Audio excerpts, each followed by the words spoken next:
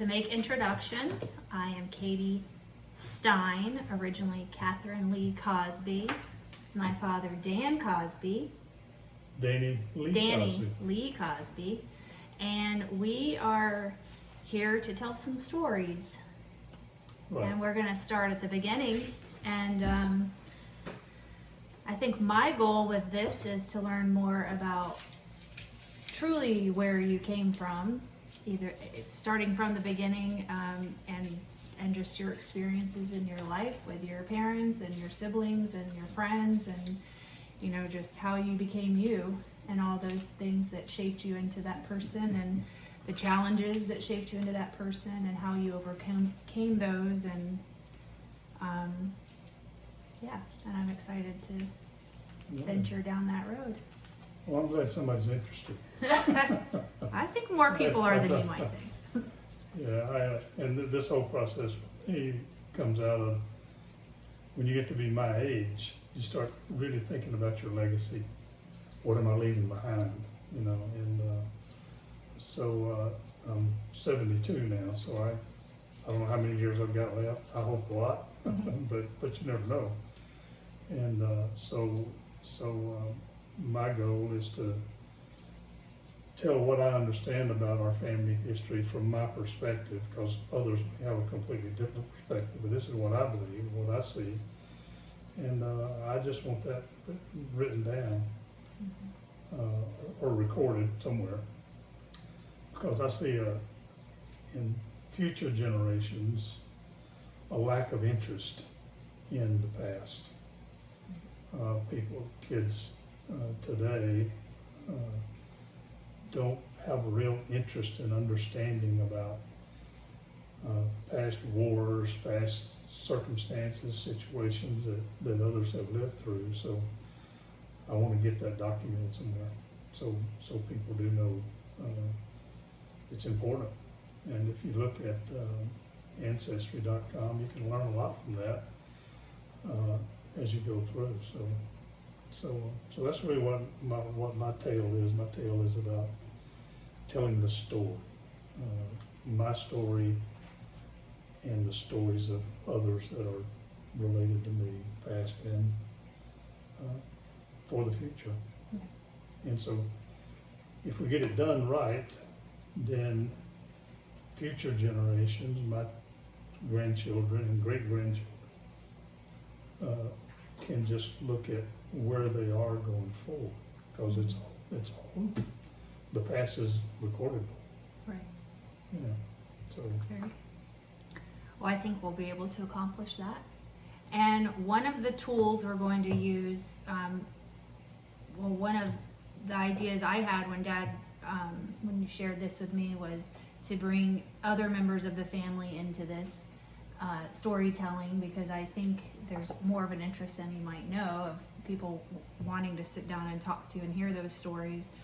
And so I found this kit called the Life Story Interview Kit, and my hope is that each member of the family will either choose some of these prompt cards based on things they specifically want to know about your past or your story or your family story, our family story, or just things that you've shared will prompt more questions to dig deeper into, you know, whatever subject someone really felt drawn or intrigued by.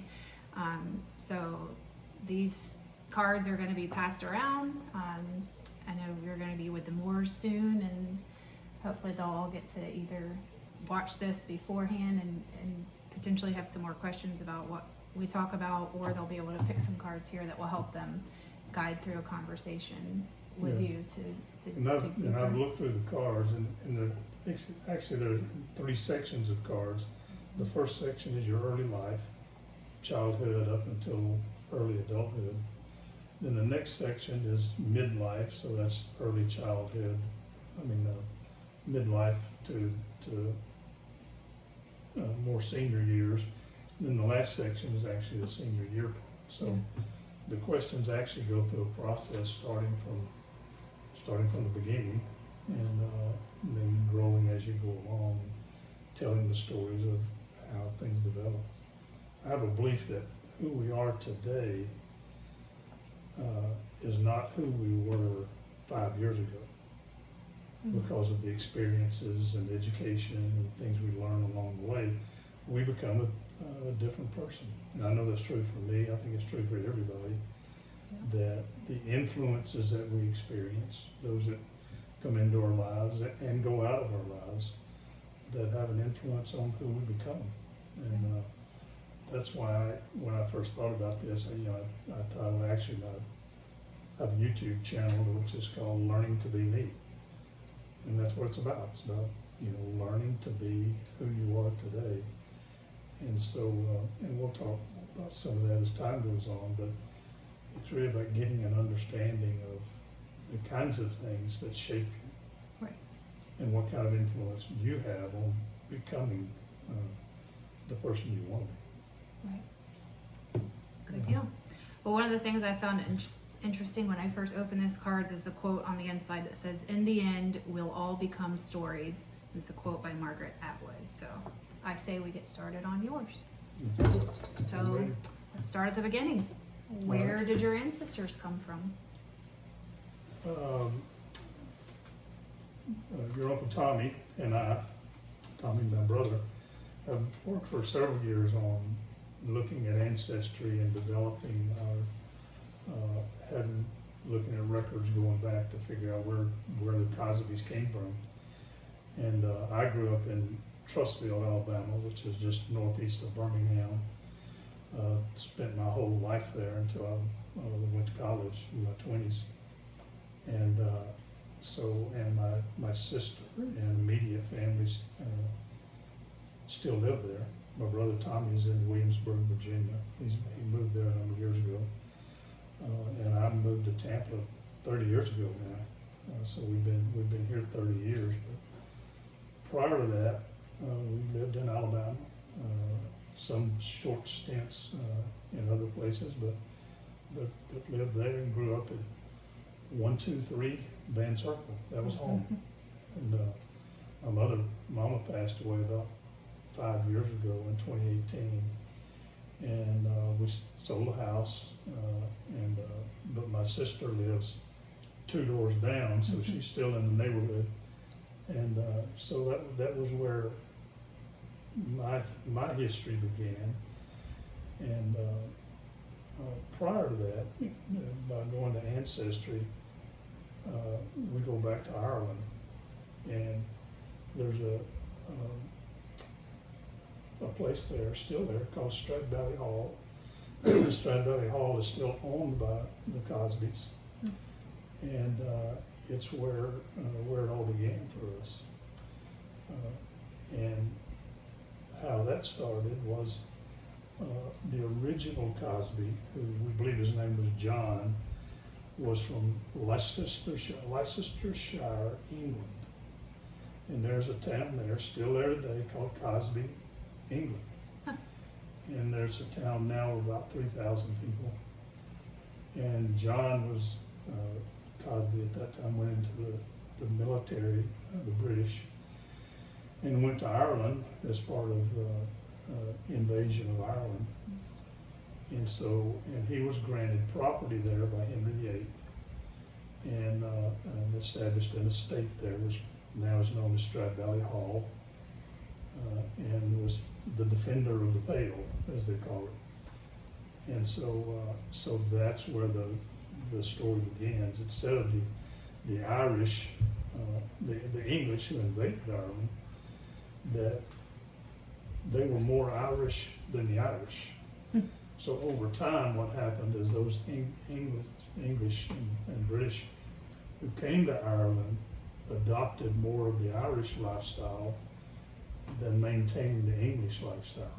So I guess I could say we're truly Irish, even though our roots before that were English. And they say the Cosby name is a Norse name, so it's from that area of the world. Right.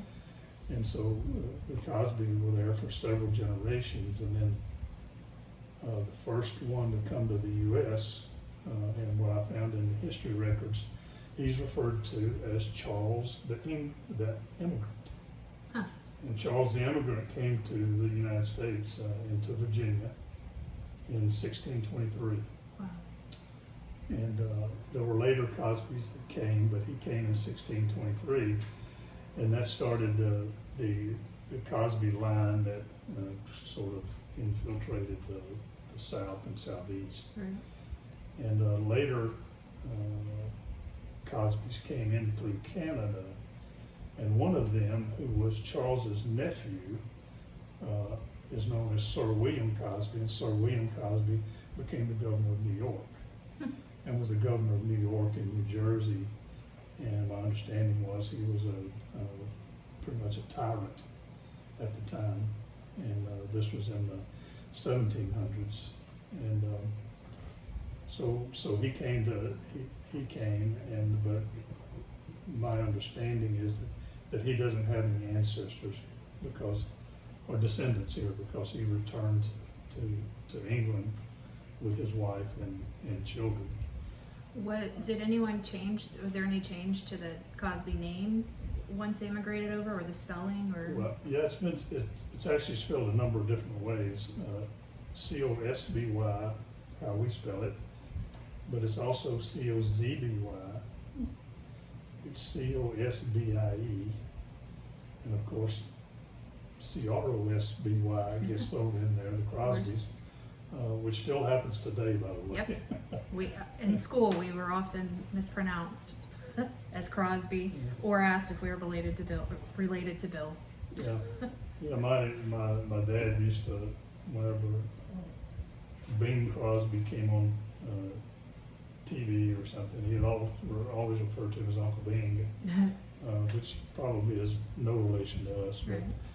But so the Cosby name, although distorted in some ways, typically was Cosby, just spelled differently. Mm-hmm. And so the Cosbys, when Charles came here, he had a son named John. John was actually born in England, and he came with his father. And John had a son named Charles Cosby was actually my 9th great-grandfather. Wow. So I'm the 10th generation of Cosbys that came from Ireland. And then, of course, there were multiple generations prior to that. So John, he had a son named John, had a son named William. William had a son named William Percy. William Percy had a son named John Spencer. John Spencer and his son, John Spencer Jr., at that time, and this would have been in the early 1800s, were living in Asheville, North Carolina. And there's lots of records of them and the property ownings that they had there. And so in Alabama became a state in 1819. Well, the land in Virginia and North Carolina, those areas, had been heavily farmed for many, many years. So the land was kind of playing out. So when Alabama became a state, there was a migration of people from Virginia to Alabama. Well, the wealthier people migrated more from Birmingham south, where the land was flatter, it was easier to farm, there were a lot more cotton fields. But the other Cosbys, which were us, came into central and northern Alabama, where the land wasn't as flat. And basically, John Spencer Cosby and Jr. Became cotton farmers. So they farmed the area around, they lived in the area called Springville, Alabama. Which continues to be part of your history, which we'll for sure we'll talk about later. That's right. And Springville is just, I guess, northeast of Trussville, not far.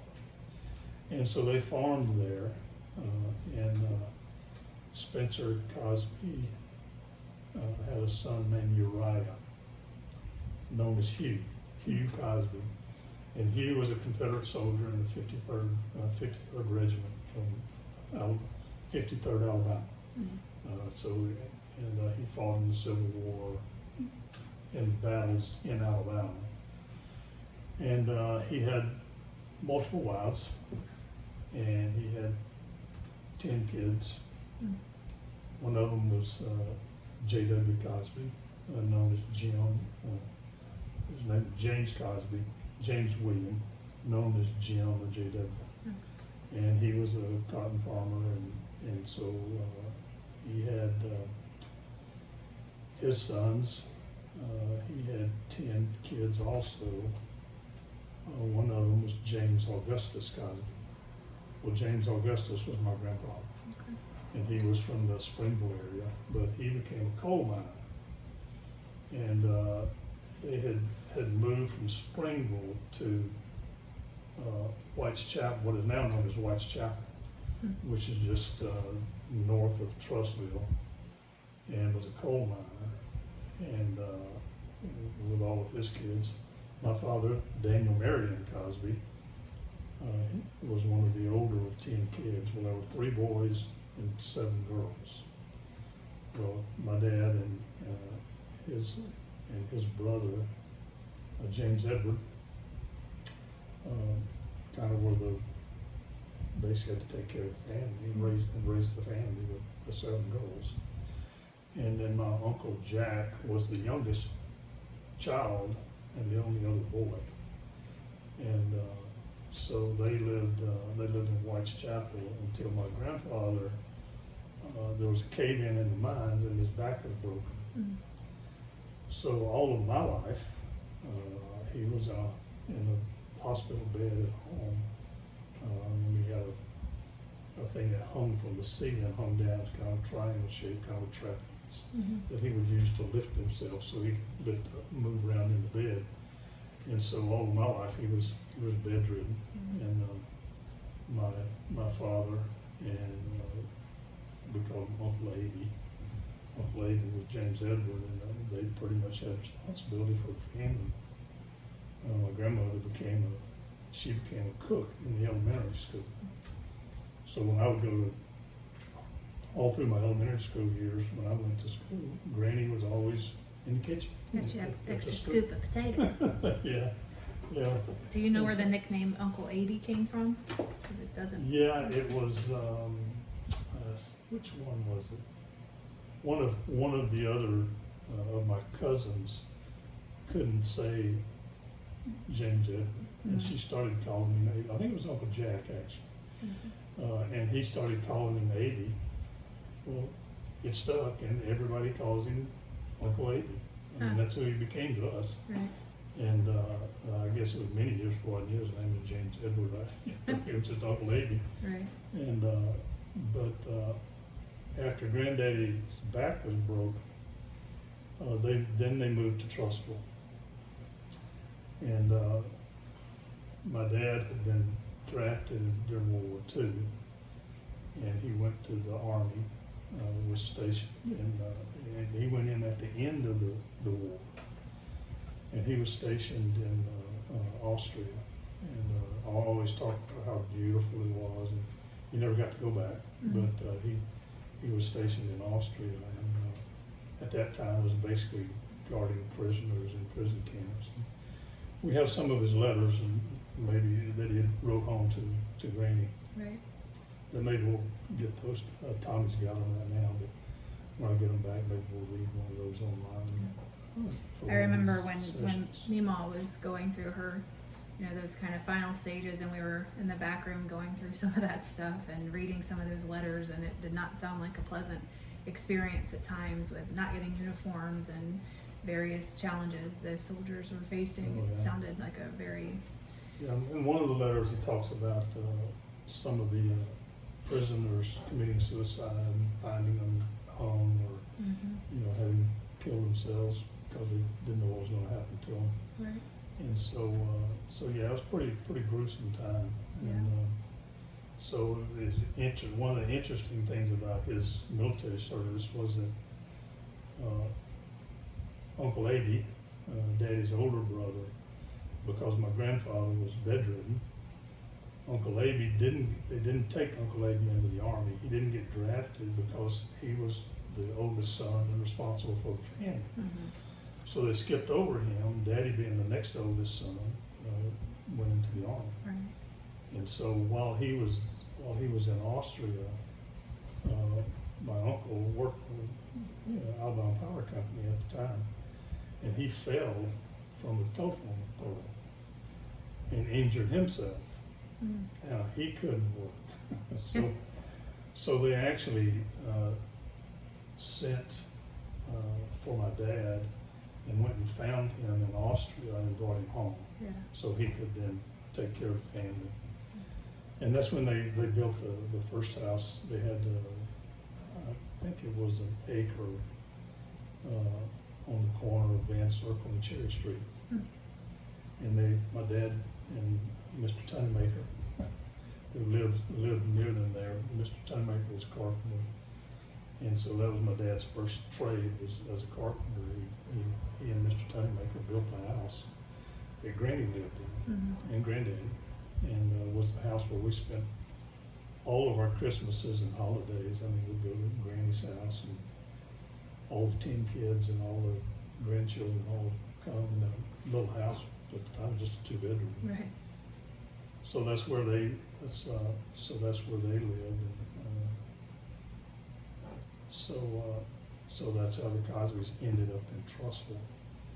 When Daddy returned from the war, and they got settled there, he didn't graduate from high school.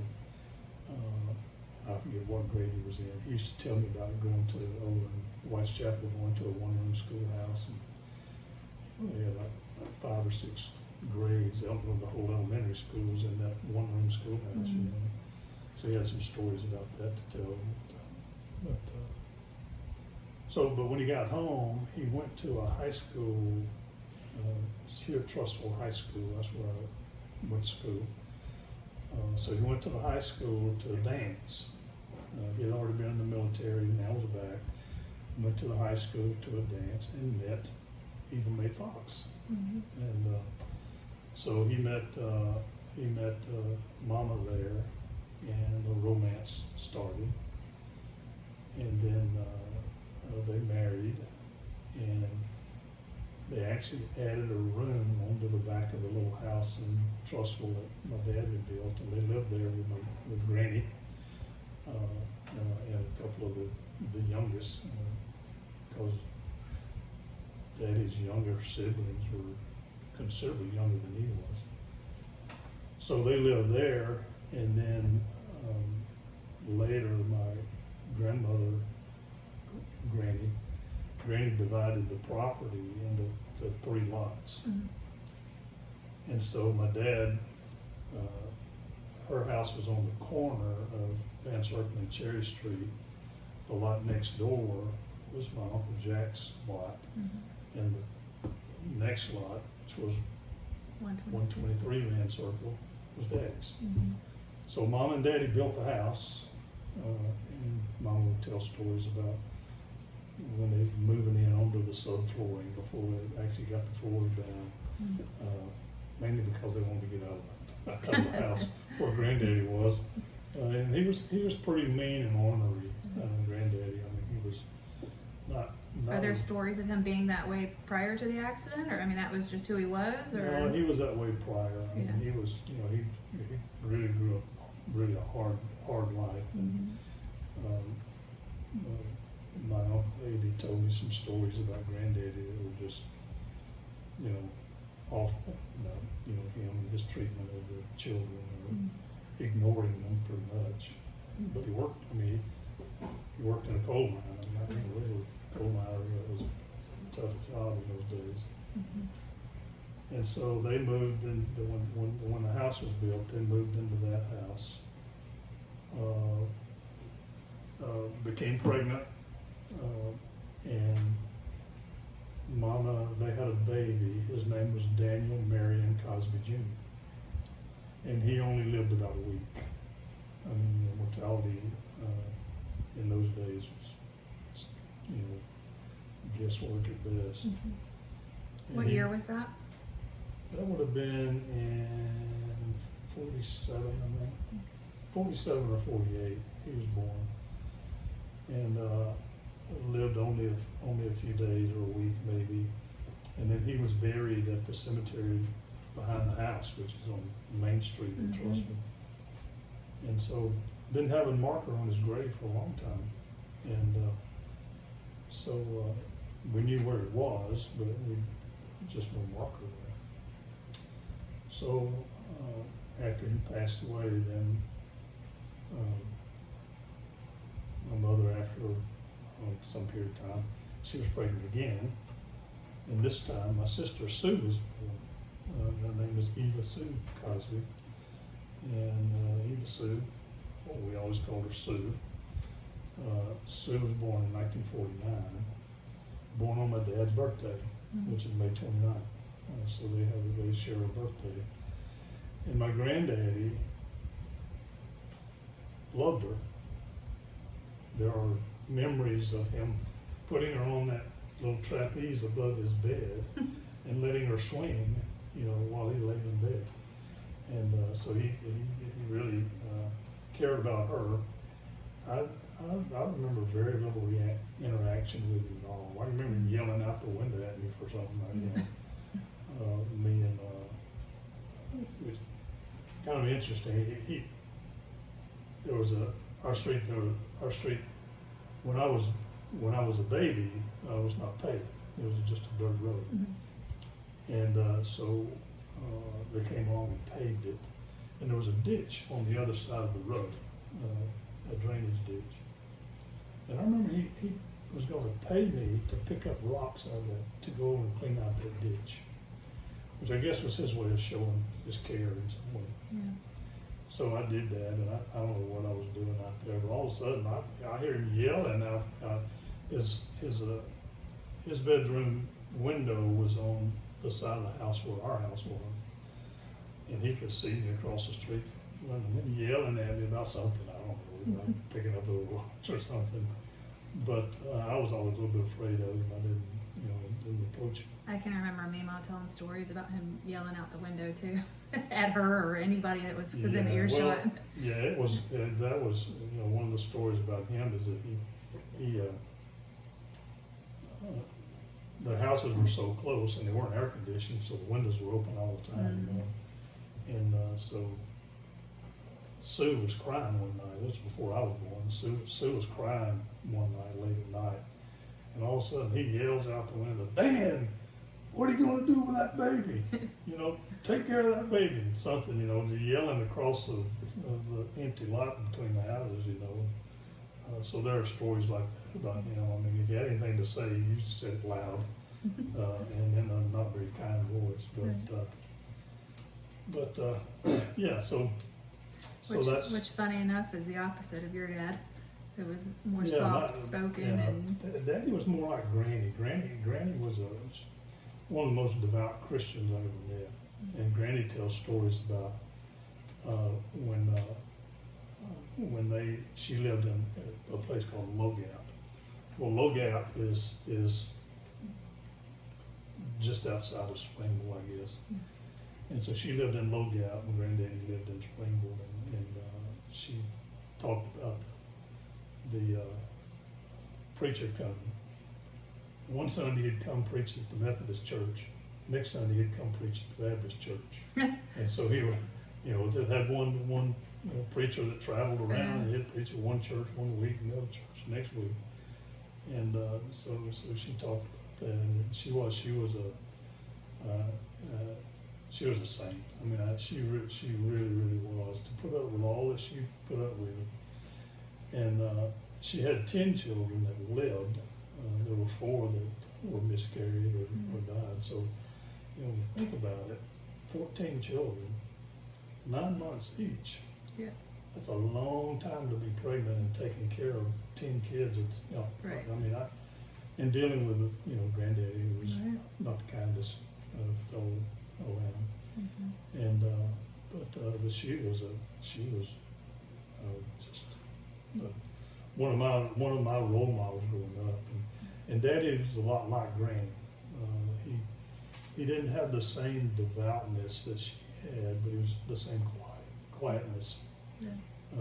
He was quiet.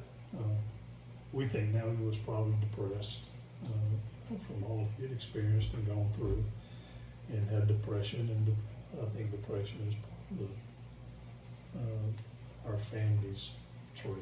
I mean, we all tend to be, the Cosbys tend to have some, I'd say we're all depressed. We have the sort of depressive personalities.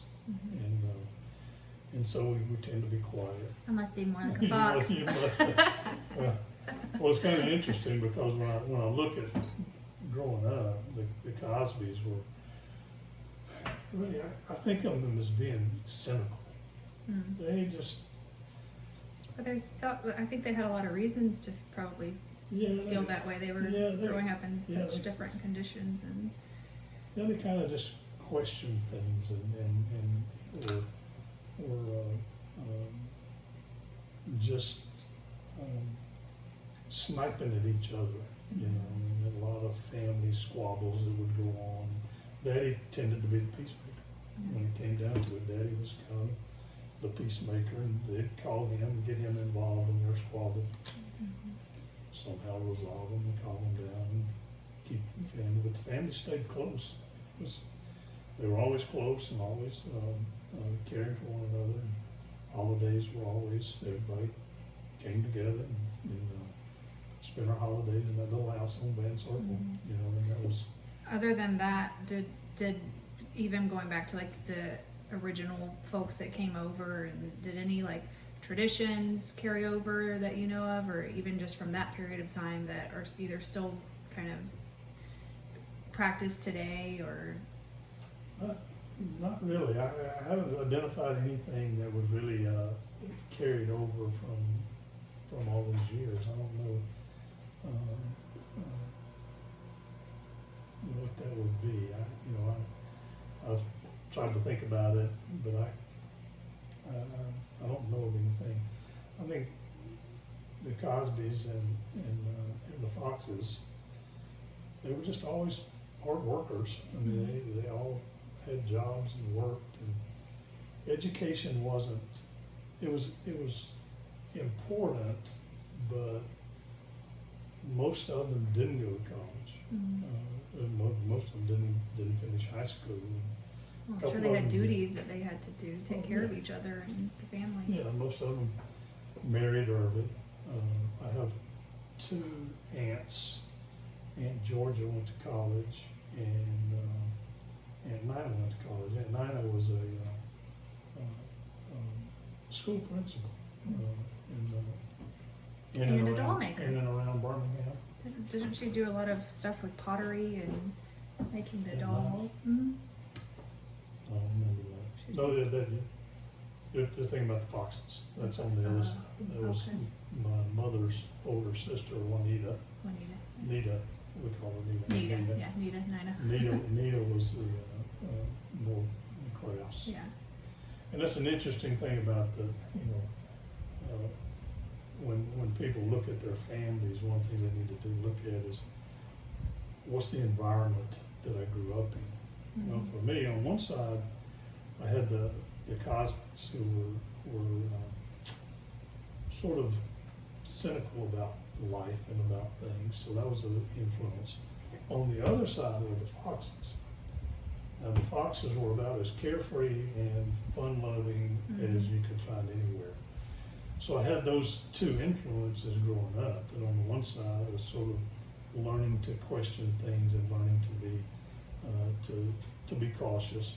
On the other side, it was careless and carefree. And that's probably where you got your some of your behaviors. Is there are stories to tell on that side. And that grandfather was a railroad engineer. I mean, he drove trains basically for Southern Railroad. All of his life, he started as a shoveling coal and steam engines, and ultimately became an engineer on the, obviously later model electric and diesel engines, and some stories on that side, crazy stories. Because he was also an alcoholic, and so that led to some issues with the kids. One of the things I remember was having all of the children at a family function this was after they all died, the grandparents had died. And them talking about their childhood, and a lot of laughter, a lot of fun, a lot of memories about what they did to each other, how they pulled pranks on each other, and still do it today. Those that are alive still do it today. All of Daddy's siblings are gone. Mama has four siblings left, all the younger ones. So, Johnny, Buddy, Francis, and Charlie, and all the others have passed away. But yeah, so those are the two influences I had. On the one hand, just sort of questioning and cautionary family, and on the other hand, it's free loving. Let's throw caution to the wind kind of family, and that was the two sides of the coin, which was healthy in retrospect. I talk about learning to be me. I had both of those going on, so I learned to take cautionary risk, which has been good for me. Right. And then, of course, after we get back to sort of the history, Daniel Marion Jr. died. My sister Sue was born in 49. I was born in 51. And then 6 years later, Tommy was my younger brother, 6 years younger than me, so he's born, I think, And claims to have been born with 6 fingers on each hand. yeah, he's had an extra growth on the side of his hand that had to be removed. And, he was when he was a baby, and so Tommy came along, and so we lived at the little house on Van Circle, 123, until I went away to college, and then my sister Sue married, and then I married Sharon, your mom, and we've now been married 49 years. We got married in 74, and Karen was born, your sister, in 77, and Josh was born in 79, you were born in 81. 80, right. And and we lived in that area, lived in Tennessee for 2 years. After you were born, we moved back to Birmingham, so we lived in Birmingham until in Trussville, until we moved here in 92. And we've been here since 92, so been here 30 years, which is hard to believe. Yes, it We is. haven't been here for 30 years. So that's kind of a brief history of going back to Ireland and what I know about the first Cosbys, the ancestry. I actually hired Ancestry to do a family history, and they got all the way back to James Spencer Sr. from Asheville, North Carolina, and actual documented records, and we've got copies of all of those. Where we know that they stopped there because I just didn't want to pay them anymore. To be honest with you, because it cost quite a bit. Yeah. And they also did some work on the Fox family too. And so the Foxes, my grandfather's name was James Coy Fox, and he had 4 brothers, I think, and named all of his sons after his brothers. So his sons are James Coy, Herbert, Richard, Everett, and John Otis. And then, of course, my mama had 8 siblings. There were 6 brothers and 2 sisters. And Juanita was the oldest girl. And then Frances was 3rd from the youngest child. And mama was 2nd or 3rd from the top. And they all stayed in that area. There's still 4 of them alive. And there are a host of cousins out there. And interestingly enough, my grandparents had 10 kids. All of the children those 10 had 2 of them. Nobody had 10. Yeah. So, I think my Aunt Peggy had 6, which was the biggest. 1 second. We're good. Okay. I just, yeah, which, and they all live in that area, various occupations and family situations. So that kind of brings us to